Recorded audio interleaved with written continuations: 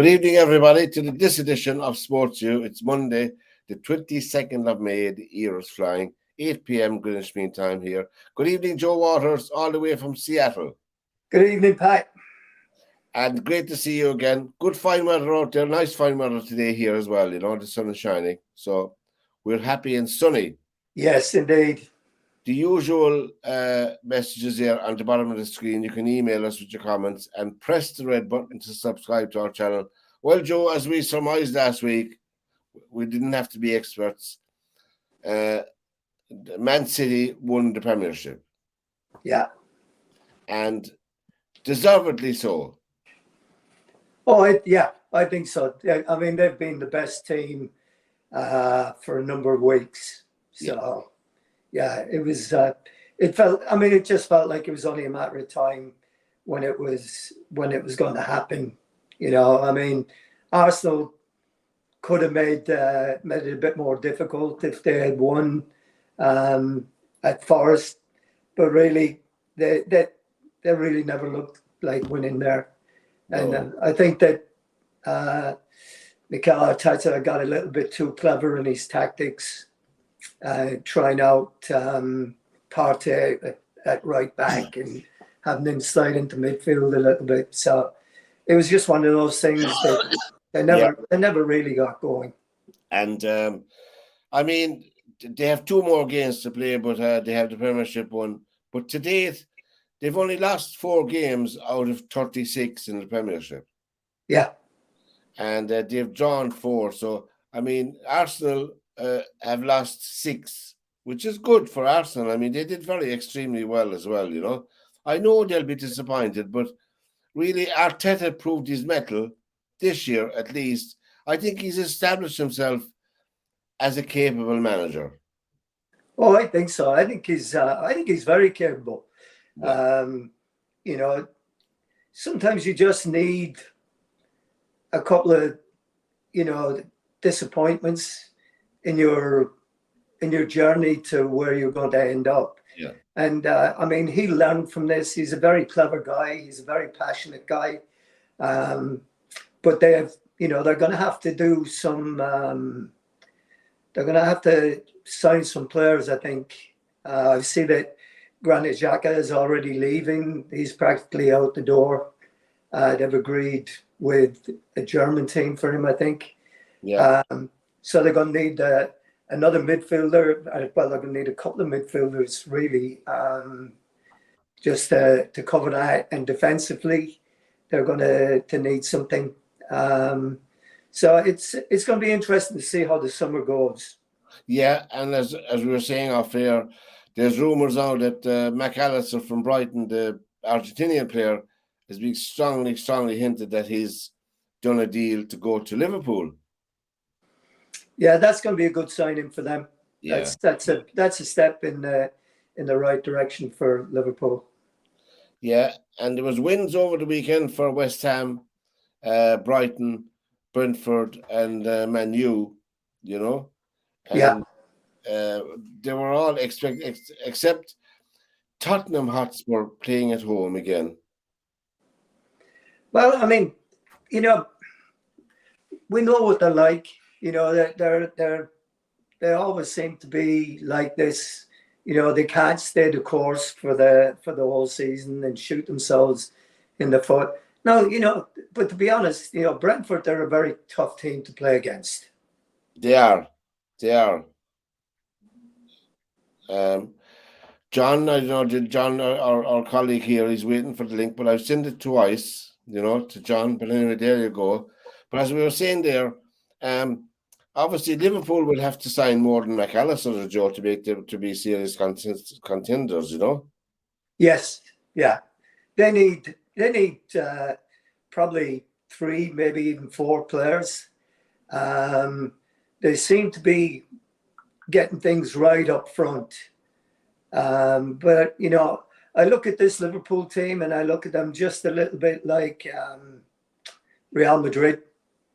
You know, we watched Real Madrid in the Champions League last week, and they've got Toni Kroos and Luka Modric in midfield, and, you know, 2 guys that are, you know, I don't think you can play both of them in the team at the same time. Yeah. I don't think anymore that either of them are really are athletic enough and capable enough to be able to play at the higher level. I mean, I watched the Champions League game, and Yeah. really, there was another one there. I think Real Madrid played the old rope-a-dope. They tried to get City to attack them and then breaking them like they did last year on the counter-attack and catch them out like that. But City were way too clever for that, and City were way too good. They were, and as well as that, what struck me, I saw most of that match. Real Madrid were caught. I think there's a lack of pace in the team. Well, there is, and there's, like I said, it was the midfield, for the first goal that City scored, Luka Modric what's his name? Let him run into the box free, and he was expecting somebody behind him to pick him up, but that wasn't it. I mean, that was a midfielder, so he had to track his run. Absolutely. And he let him go. And that to me, if you're going to drop back to the edge of your own 18-yard box practically, and then start defending, you better have your organization and your communication spot on, because a team like City will pick you apart. They will. Yeah. And I mean that game should have been out of sight by halftime. Yeah, absolutely. I mean, and as well as that, Joe, the lack of pace. It reminded me, I was at the Cork Clare hurling match. The Cork full forward line that was picked for the match to start at a cumulative age of 100 years, the three full forward. Yeah. And the Clare backs, they have one season and fast. They were second to the ball all the time. And no matter how skillful you are in any sport, whether it's hurling or football, no matter how blessed you are with talent, if you don't have that speed, that 5-yard speed or 3 or 5 yard speed to get a past your man, you're nowhere. Right, you're not. I mean, you can't hope to beat teams. And I think Benzema started to show his age a little bit in that game as well. He did, yeah. He was, he really didn't have anything going for him. No. The guys around him didn't help him much. The Camavinga and or the other guy on the outside. Just, they never really got in touch with him at any point. And City, I mean, really, Haaland probably could have scored a hat-trick in the first half, if the keeper hadn't played so well. Well, I think City themselves are on for the treble. They have the Premiership won. I cannot see Man United beating them in the cup final. I don't care what anyone says. I have to hand it that I think City will win their cup final handily enough. To be honest, I would agree with you. I'd find it difficult to see where United are going to be able to match City for all the stuff that they've got. Yeah. And now, of course, there's the Champions League final. Yeah. Again, we're talking about speed and an old team. There's a lot of players in that Inter Milan team. Not taking anything away from people in their late 30s, but really, as we said, it's not. I cannot see Inter Milan beating Man City. To be honest, I'd have to agree with you. The only thing I think that could happen possibly is that City just have an off day in one of these cup finals. I think that's and the other team has to play great. I really wasn't impressed with either of the two Milan teams in the other semi-final of the Champions League. To to all intents and purposes, they're cities to lose, really. And Joe, just getting back to the Premiership, I did see most of that match between Tottenham and Brentford, and they should have everything going for them. They have a fine stadium. They seem to have plenty of money. Yeah. The club seem to be financially okay. I can't do anything about it. Still didn't get the link. Anyway, there we go. I don't know what to do. But anyway, and yes, and one of their best players, apparently, for all the rumours that's going on. I know there's rumours last year as well, but I cannot see Harry Kane, as the man said, togging out for Spurs next season. You know, he's really got a decision that he's got to make, and maybe he's the boat has sailed on that one for him, because I mean, the only team right now I think that's really looking for a centre forward is United. You know, I mean, United need a centre forward, and Harry Kane is getting to the stage in his career where if he doesn't make a move now, he's not going to win anything. You know, he's going to end up with nothing, and it's going to be very sad, really. To see him, not be able to win a league championship or win something in Europe. I mean, even one of the domestic cups, would do. But I think he's got to get away from Spurs. I really do. I mean, I don't know. Well, certainly, but there is another point, as you said. You just alluded there, Joe. First of all, he won't be in the frame for Liverpool anyway. No. I mean, I don't think he'd be on the radar for Liverpool.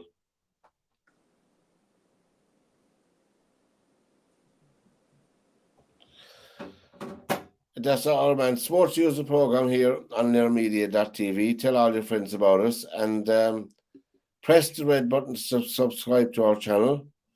And I think, God, what have I done? No, where are you? And press the red button to subscribe to our channel. John is anxious to come in, and I'm going to send John a new what you call it in a minute. Okay. As soon as I get going. And I'm after losing. There you are, Joe. I lost you out of the picture. But not about the Premiership. Now, obviously, Southampton are gone down. We know that. Yeah. I think they're in trouble as a club. I think they'll those clubs you have, Brighton, Southampton, and those down the south coast. It is tough. You have Bournemouth down there as well. It is. I don't know what Southampton are going to be like, because I mean, they've signed a lot of players, but there's a lot of young players. Yeah. That they've signed, and they didn't have the experience. They were able to, for the last couple of years, because they had some guys that were experienced. They were able to dig themselves out and get and survive, and Yes. do well. And then this year, it feels like the team feels that they knew that this year was going to be the year that they were going to go down. And there's another one that you're looking at right there, Ward-Prowse. Yes. A terrific player. Again, a loyal club man. I mean, is he going to be like Matt Letizia, that spent his whole career at Southampton? He's a god in Southampton, but he's never won anything. No, he has not. And obviously, Southampton, and we know Big Sam could not work the oracle with Leeds. And really, I think he proved in the few games he's had that he can organise the team to be more difficult to beat. Well, I don't think, we talked about this last week. I don't think there's any doubt that he knows his stuff, and he knows how to organise a team and what have you. It's like we talked about last week. I just don't think that he had enough time. No. I mean, I don't know. Now we were speculating as well, Joe. Will he stay with the club, or will they keep him, or what? I don't know. Well, I don't think he has anything beyond the end of the season. I don't think that he was in place just till the end of the season. So I'm not sure that what's going to happen there. I speculated last week that Bielsa might be there, but Bielsa has gone to where did he go to? One of the national teams, South American national teams. Yeah. So yeah. he's out of the picture. So I saw somewhere. I'm not sure if it's Southampton we're looking at, but I saw somewhere that somebody is looking at the Swansea manager. All right. Who's done a pretty good job. Well, and then you have your man. The two guys that are in the final of the playoffs for the championship. Coventry and Luton Town. Yeah. That's on next Saturday for anybody who's interested. Any Luton Town fan like myself who's interested. It's on next Saturday at 4:45 Greenwich Mean Time. Whatever that'll be. I know what time that'll be for you, Joe, to be. What is it? Midday or somewhere. Yeah, it'll be something like that. Yeah, I watched a great game actually, a great comeback. Sheffield Wednesday versus Peterborough. Oh, did you see that? I did watch it. Yeah, I mean that was just to be 4-0 down and then to come back. And I mean that's the problem with the playoffs. I mean, when you get to the playoffs, it's a whole different. It becomes really a knockout kind of tournament for you. Grimsby Town last year finished 6th, I think, and they were the last ones in, and then they ended up getting on a great run of form, and they ended up winning at Wembley and getting through. So and Peterborough finished 17, Sheffield Wednesday something like 17, 19 points ahead of Peterborough in the league. So they're up to the championship now. Yeah. And the other Sheffield is after coming back up again to the Premiership. Yeah. I think surely, what is it? They're 2 years out. Are they 2 years gone out of it? Yeah. It took them 2 seasons to come back up. Yeah. I think it's 2. Yeah. Of course, the problem with teams like that, and I like their style. I like Sheffield United, but the problem is cash. Very much so. And there was talk that there was a new guy going to take over there, but then upon further investigation, apparently he doesn't have the money that's going to be required to do it. So it's they may be in a little bit of trouble once they get up there. And they may just have to be spending the money that they get from making it into the Premiership to bring players in. That's because I don't think the squad they have right now is going to be able to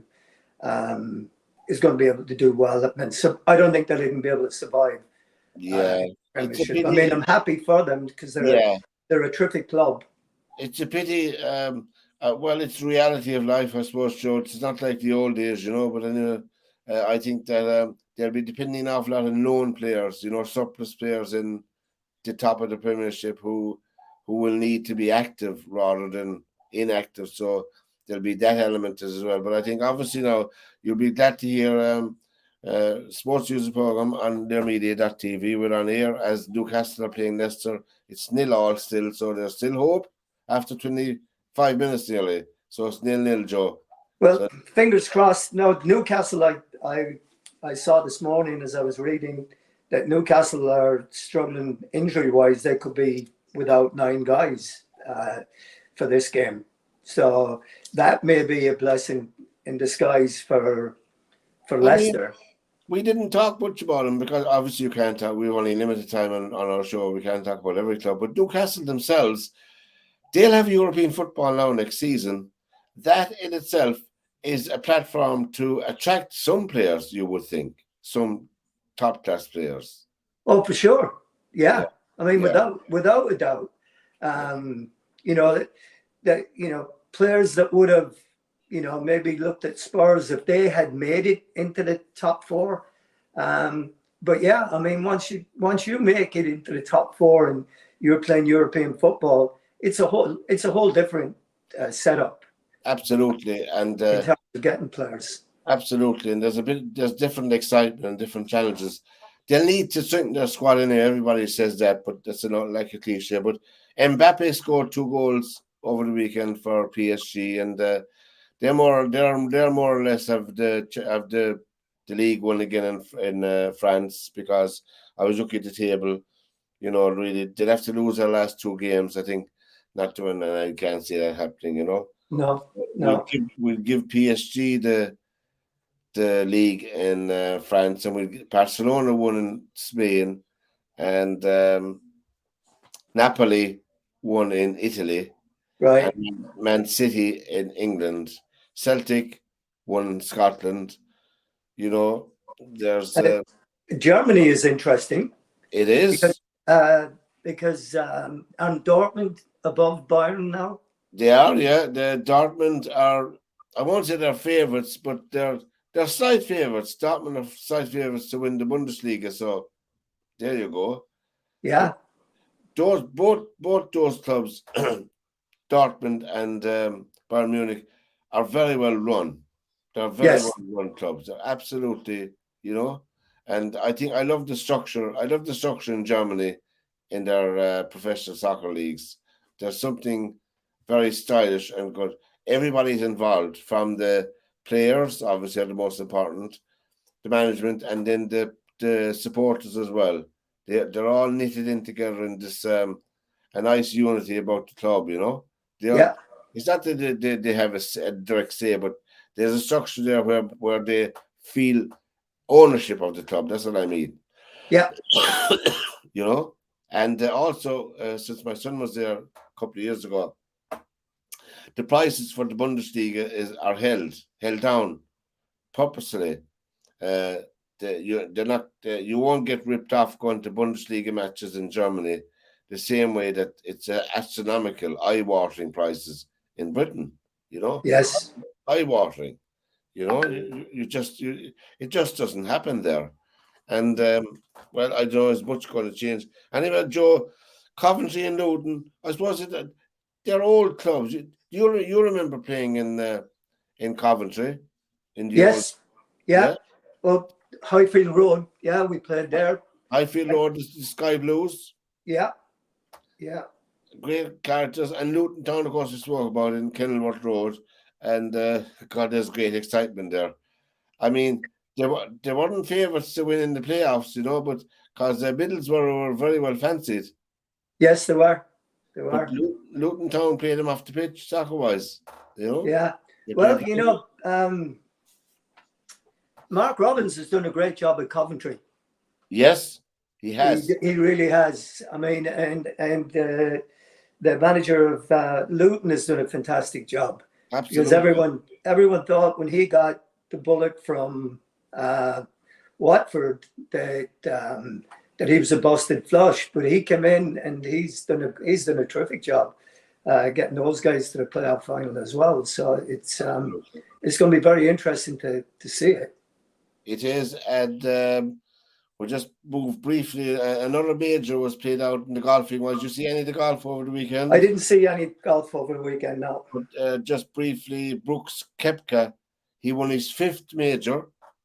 He won his 3rd PGA, and there's only 3 or 4 more golfers who won more than him in the PGA. I'm talking about. He won $3.15 million, but he was terrific because, if you think back 2 weeks ago, he was in serious contention for the Masters. Remember? Yeah. And on the 4th day, the Sunday day, he just couldn't keep up the momentum. He finished. Although on the other hand, John Ram had a terrific Sunday. Now John Ram, who won it. Even Tiger Woods wouldn't have beaten John Ram on the Sunday, but Koepka was runners-up in the Masters, which is no mean feat. And he came out 2 weeks later and won the PGA, which is fantastic. Yeah. Our own Shane Lowry from Offaly finished at level par. I think he was in the top 20. He won $365,000. Yeah. Jesus, I tell you. And Pádraig Harrington, who was down in 51st place, Joe, he won almost $40,000. I tell you, huh? It's a different thing. That was the goal. The rugby union over the weekend, the European Cup was played in Ireland in the Lansdowne Road between Ronan O'Gara's La Rochelle and Leinster. It was an absolutely terrific game of rugby. I must admit, I'm not a big fan of rugby union, but I got caught up in the whole thing. I know, did you see any of that? Leinster went into a 17-0 lead, and they were still leading at halftime. But La Rochelle came out and won it by 27-26. Wow. His second year in a row, Ronan O'Gara winning the European Cup with La Rochelle. I mean, I tell you how crazy some interviews are. Anybody who knows Ronan O'Gara knows that he's from Cork, you know? Right. That he played with Cork Constitution and Munster and Ireland. Everybody knows that in rugby terms, in rugby circles. I mean, to start off an interview and saying Dublin must be proud of you. Do you know what I mean? And Ronan O'Gara was looking at the interview. Well, I'll tell you, he corrected him in 10 seconds, you know. It was very funny. It was very funny. It was very funny. But I'll tell you, he's proven his pedigree as a coach, you know. Yes, he is. Yeah. Without a shadow of a doubt. Now we have the United Rugby Championship is coming to a close next weekend, and the final is on between Munster and Stormers over in South Africa. And for people who will be lucky at that, it's on at 5:30 p.m. Greenwich Mean Time next Saturday. That's the final of the United Rugby Championship between Stormers and Munster. Well, hopefully there might be a bit of silverware for Munster. Now, well, fingers crossed. Yeah, SportsView is the program on theirmedia.tv. Email us info@theirmedia.tv. Press the red button on the right-hand side to subscribe to our channel, and thank you for doing so. Well, Katie Taylor bit the dust in Dublin Saturday night. We were watching the fight here. Yeah, we didn't get it here, but I followed it online. She was well beaten. Yeah. There's no doubt about it. Absolutely well beaten. Well, you see, Katie Taylor not taking from her legacy and her career speaks for itself. You know, right. You're a terrific boxer. She went up a weight to fight Chantel Cameron from Nottingham in England, and she was fighting at her natural weight, but that doesn't take away from it. So I think she went up 6. She was giving away 6 or 7 pounds, but that's not it. Chantel Cameron is a classy boxer, unbeaten. Yeah, I mean, it was I read last week in the build up to the fight, and I kind of agree with the article. You know, in men's boxing, we can't get guys to take fights that they should be taking. They don't want to fight because they'll lose. They might lose, and the big purse goes away. Yeah, particularly in heavyweights, yeah. And Katie Taylor, you know, fair play to her. I mean, thing is, the other girl is bigger than her. She's taller. She had 3 inches on the reach. Yeah. She's another terrific fighter. Has undefeated as well. So it was going to be something. And to go up a weight takes a lot. You have to have.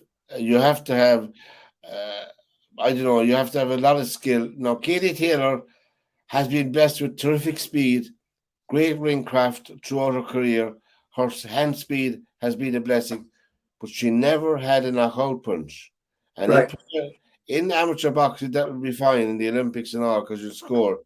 In professional boxing, I always maintain you have to have one punch that will really, really stop your opponent. That's my opinion, the way of reading it. But one of the judges, there was 3 judges, one of the judges called the fight a draw. Now, a Mexican judge, nothing against Mexico, but I think he certainly should go to Specsavers, you know. There's no doubt about that. I mean, really and truly, with the best will in the world, and I being Irish, watching Katie Taylor, I could only give her 2 rounds out of the 10. That's all I could give her. That's how dominant Chantel Cameron was. The other 2 judges gave her 7 out of 10, I think, 7 out of 10 or something like that. But she won it. It was a majority decision, but it was a shame. It took a bit of sheen off from her point of view. She didn't matter in the end. She won the fight, but it was disappointing from Anna was at ringside, Anna Moore. She was. She was. She's in photographs. So she's not. Anna takes the summer off. She goes abroad most of the time because her grandkids are abroad and all, travels. But she'll be back with us in the autumn again after the summer.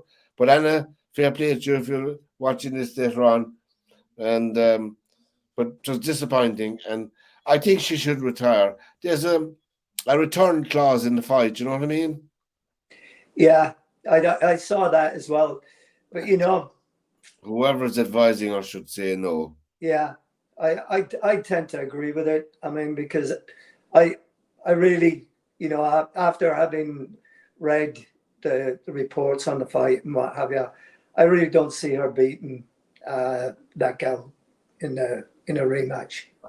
And isn't it amazing with boxing, and many with boxing, they just don't know one last fight, one last hurrah. I know. I'm reading a book at the moment called The Roar of the Crowd. It's on James J. Corbett's book, The Roar of the Crowd, because I'm going to do a program on him. But he has a connection with Claire as well, relations-wise, going way back. But anyway, that's the thing about it. But anyway, they always take, like Muhammad Ali. There's no doubt that you and I would agree that he was probably one of the greatest boxers we've ever seen. Correct. Yeah. Yeah. And he took that fight, which I thought really, I don't know why he took it, against Larry Holmes, remember? Yeah. And he had the beginnings of Alzheimer's then, in his speech, Muhammad Ali. But apart from that, I don't know. Obviously, he got a huge wad of money to take the fight, He got more money than Larry Holmes did for that fight, Yeah. Yeah. Really and truly, Larry Holmes was a good heavyweight, but he wasn't in the same class as Muhammad Ali.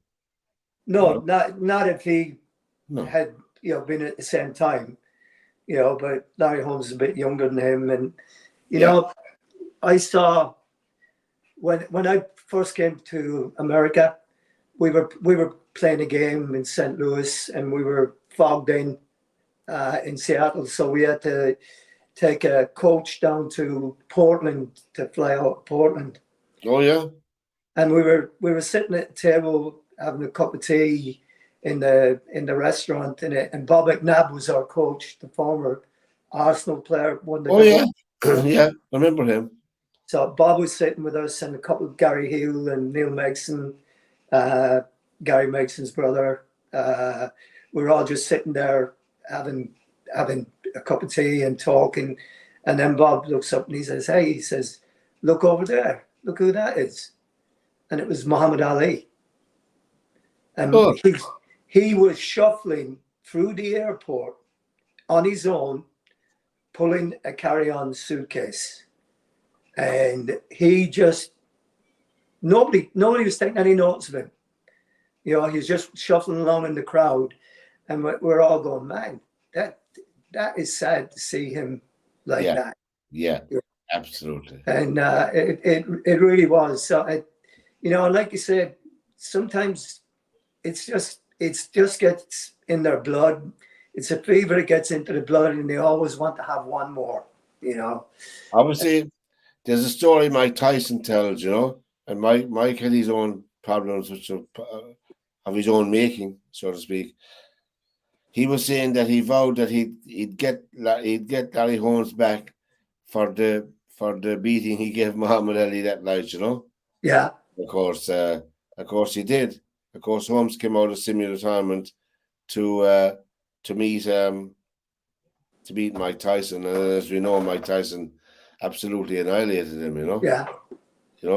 And Tyson, terrific boxer, between 1985, 1990, I think he was absolutely stunning for a small man. Oh yeah, The yeah. power. Did Frank Bruno fight Frank Bruno, Tyson? Frank Bruno almost knocked Mike Tyson out in that fight. The referee saved Tyson. In my opinion, now, I'm not saying that's common knowledge. When I watched the videotape of that again, I thought that Frank caught him. Frank was a terrific boxer, you know. If Frank's head was right, he'd have been world champion. Yeah, You know, Frank yeah, Bruno, terrific boxer. He'd power, he'd everything. You know, he could box, he could have it dirty with you, whatever way. I thought he was terrific myself, you know, for a yeah, boxer, you know, just yeah. absolutely. We were playing in Baltimore the night of the Tyson Bruno fight. Yeah, And we bought it on pay-per-view for one of the TV for one of the rooms, and we were all going to watch it, or we were going to miss it, but we were recording it so we could watch watch it. it, right? And we had the tape in, we had the whole thing. We all piled back to the hotel afterwards, get food up to the room, turn it on. The tape ran out just as the fight started. But you got the build up. Yeah. We were all so gutted that we missed it. It was just like, yeah, we thought we were being real clever. It Just didn't, terrific. I mean, Tyson was. I mean, most a lot of professional boxers were. I have a cold all the week. That's my voice is not too bad now. I couldn't talk for a few days, but a lot of professional boxers, you get the elbow going back. You know, you punch and hit the elbow as well. Tyson was. They were all at that. You know, and the referee kept warning Bruno, and yet Tyson kept doing the same to him, and he got no one. I mean, right. It drove Bruno cracked altogether. Like, but I'm not saying he'd have beaten Tyson. I'm not saying that at all. I'm just saying that he hurt Tyson. Yeah. He Yeah. hurt Who was it? Who was it that beat Tyson? Was it Buster Douglas? Buster Douglas over in Tokyo Yeah. in 1990 in Tokyo. But do you remember Tyson was charged with rape? Do you remember? Yeah. And the case was put off and off. He said that was his own fault. Do you know what I mean? I'm just saying, but he should have never taken that fight. So he couldn't have been right for the fight. Well, he'd gone off the rails by that stage, though, hadn't he? I mean, Customato had he Died. passed away by then? When Costamata died, I think that, you know, he said it himself, Tyson, in years later, you know. What is he now, 57, 58, Mike Tyson? Probably about that, yeah. Something like that. He Yeah. said it himself that Costamata was his idol, his god, you know. He's everything that he had, he owed it to Costamata. Every single thing, you know. And he took him in as a youngster, young teenager, and said, "You'll only get one chance," he said to Mike Tyson. "You only get one chance at this. And if you don't take it, you're back out in the street. That's it." You know? But he dedicated himself. But he had some terrific people with him. He had Rooney with him in his corner, you know? Yeah. So he had some good people with him, Tyson, that is. But he was terrific for boxing in the 1980s and the 1990s. But heavyweight boxing now is a money game. Tyson Fury is a credible heavyweight, a credible champion. But there's no one around to fight him. Well, that's what I was saying earlier about, you know, how brave Katie Taylor was to take that fight, that she didn't duck it. And the rest of these guys are just ducking fights that they know they're not probably going to win. I mean, every so often they're saying that Anthony Joshua will fight Mike Tyson Fury.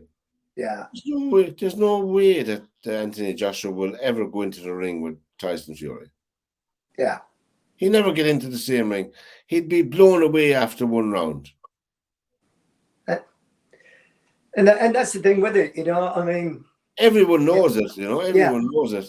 And Deontay Wilder is a busted flush. He's beaten him. He's met him 3 times, and so there's nothing in it for Tyson Fury, you know.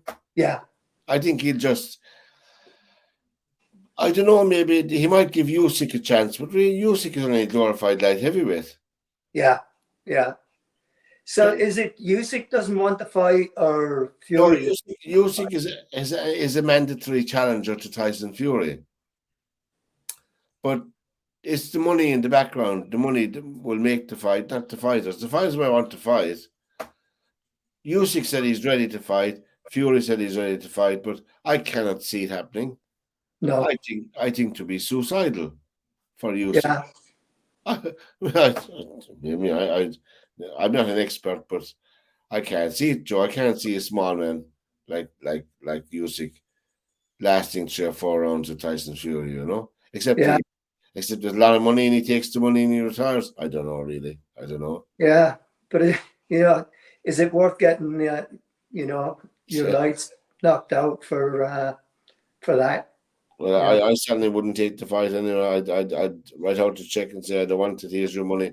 But this is we just before we get back to soccer, we had a lot of terrific matches in here in our own sport here in Ireland. We had the hurling championship is still progressing nicely. It's down to the last number of games now, whereby my beloved Cork. I was at the match yesterday, Joe, as I was telling you.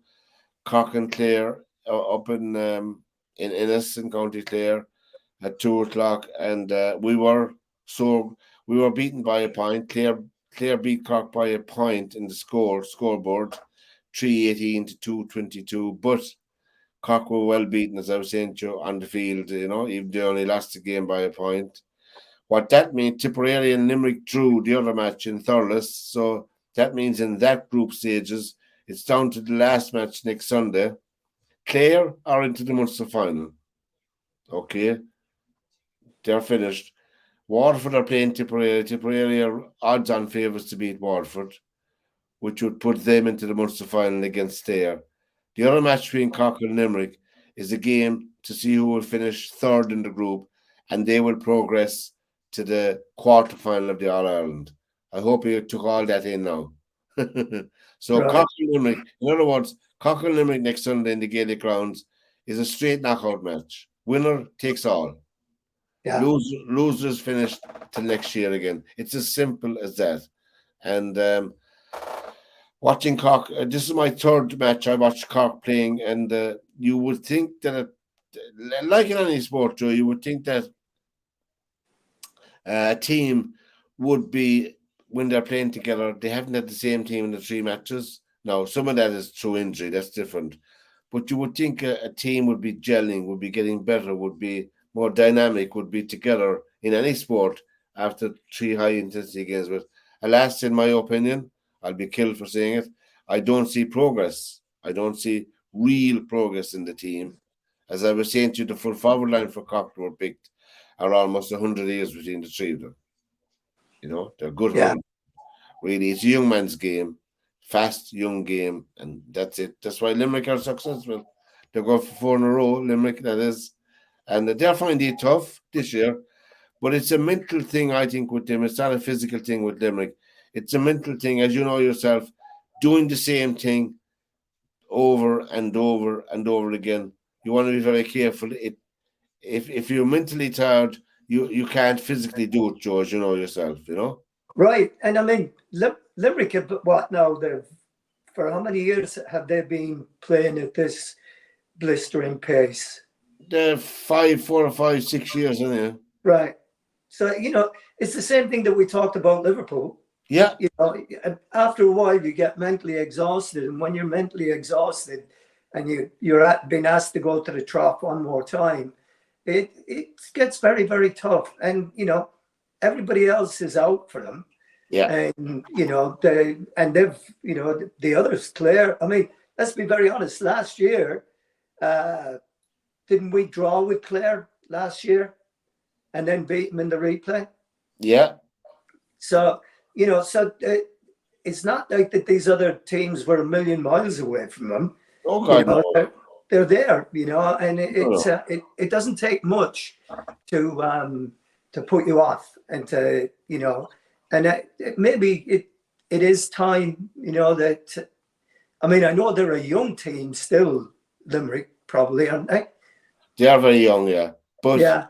I think that, as you said, I noticed when some of the players yesterday with the Limerick match. I only saw it on television, the Limerick, because it was down in Thurles, and the Cork match was up in Ennis, so really it was on at 4 o'clock, so I only watched it on television. That's Tipperary and Limerick. I think Tipperary were a bit fresher. I know Limerick got a draw, but by God, they had to work very hard to get that draw, Yeah. super hard. But credit to Limerick. Credit to Limerick. They're everybody's fog, I know, because if you're successful, everybody raises their game mentally against you. It's a mental thing as well. And it's like next Sunday now when Cork are playing Limerick in the Gaelic grounds. I think Limerick will be under their own pressure playing at home, Yeah. They're, And they're, you're expect, right. they're expected to win. Yeah. And it has to affect players. I don't care what anyone says, Has to affect. I'm sure it does. I mean, if you look at it, really, I mean, Munster Championship, you've got Clare, you've got Tip, you've got Cork. Waterford have not really been that great No. this year. They haven't done much, but but even then, with Waterford, every one of these games is like an All-Ireland final. Absolutely. For those teams playing Limerick. Yeah. Because if they take that scalp, then it's huge bragging rights. Huge bragging rights.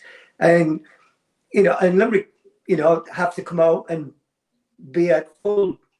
They've got to be just at their best every single game. They do. And that gets to be very, very, very, very difficult. Yeah. It's a credit to them that they've managed to do it for so long. Well, Leicester City, just for people who might be listening, we're on air while Leicester City are playing Newcastle. They've reached half time and it's 0-0. 0-0. 0-0. So, you never know. You never know. Yeah, Newcastle are fine, They're in the Champions League next season, Right. But getting back to next season before we finish up, Joe, obviously the bookies already have Bet City favourites to win the Premiership next season. Yes. And that's no surprise because, as one person was saying today, I don't know who it was on one of the shows I was listening to this morning, they don't need to buy any players. They don't even have to go to the marketplace. They have enough next year as well on their books to keep going, And yes. Yeah. There is speculation that they might buy Harry Keane. Simply to keep him from going to another club. Well, we have a team in red across the city from them that tried that a couple of times with buying guys that were thinking of going to City, and then they end up with them, and they all ended up in a busted flush. So yeah, I don't know about that one. I mean, I doubt it. I doubt it very much. It's. I mean, where do you see Harry Kane next season? He won't be with Spurs, I don't think, anyway. Well, I mean, to be honest, I think United would be probably his best bet. But for United to improve their team to get to where they need to get to, they may have to spend about 300, 400 million to get there. To get top class players in. I think you could be right about Man United because he'd be a good fit for the club. Yeah, he would. And Ten Hag likes the centre forward. And they might swap Harry Maguire with him with money. Yeah. So yeah. So it's going to be really interesting. See, a player like Harry Maguire, he's much maligned. I agree. He's not a bad player, but sometimes the club doesn't suit you. I know it's a stupid thing to say. If you can play soccer, you can play soccer. But sometimes a club does not suit certain players.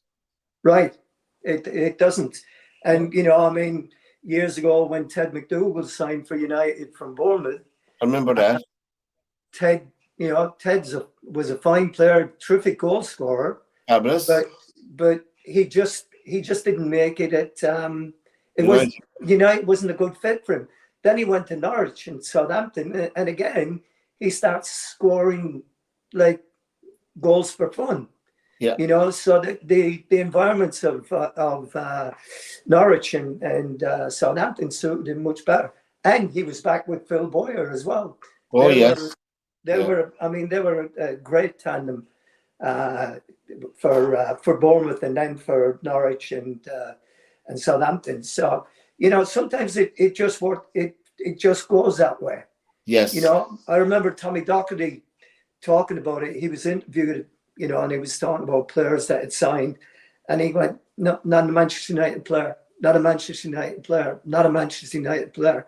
So it takes a certain player to fit into that club. Same with Liverpool. Yeah. You know, that was another one that you had to settle into it, and not everybody settled into it. No. You know, No. Alan Evans, that time when he was the youngest teenager, they paid 100 grand for him, the first 100 grand teenager, and it never worked out for him there. Yeah. You know, so Well, yeah, so go on. Yeah. it just, you know, I mean, it's like Man City. Calvin Phillips doesn't look like he's fitting in at Man City. No. You know, he's struggling to get a game, and He's not a bad player. yeah, no, I mean, he's a good player, but he just doesn't seem to fit in there. Rodney Marsh was the same when he went to Man City from QPR. That's right. Know? He was terrific with QPR. Yeah, and then all of a sudden, you know, Malcolm Allison signs him at City and City were top of the league at the time as well. They were going for the old first division. I saw Rodney Marsh playing with Cork Celtic.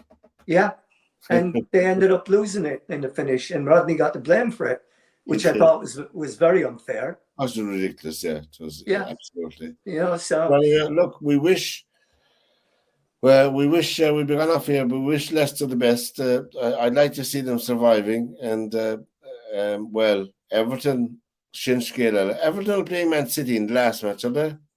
Yes, I think so. Yeah. Next Saturday. We wish Coventry and Luton the very best for the Premiership. Yeah. Equal. Two old traditional clubs, Joe. Kenilworth Road and Highfield Road. Imagine. All history there. Anyway, from Joe Waters and myself, we've come to the end of another show, Joe. We made it to the end. And for all those young fellas who doesn't have the stamina, they might be with us next week. We don't know yet, you know. We have staying power here on SportsView. So from Joe Waters and myself, till we meet again, Joe, next Monday, the help of God. Take care and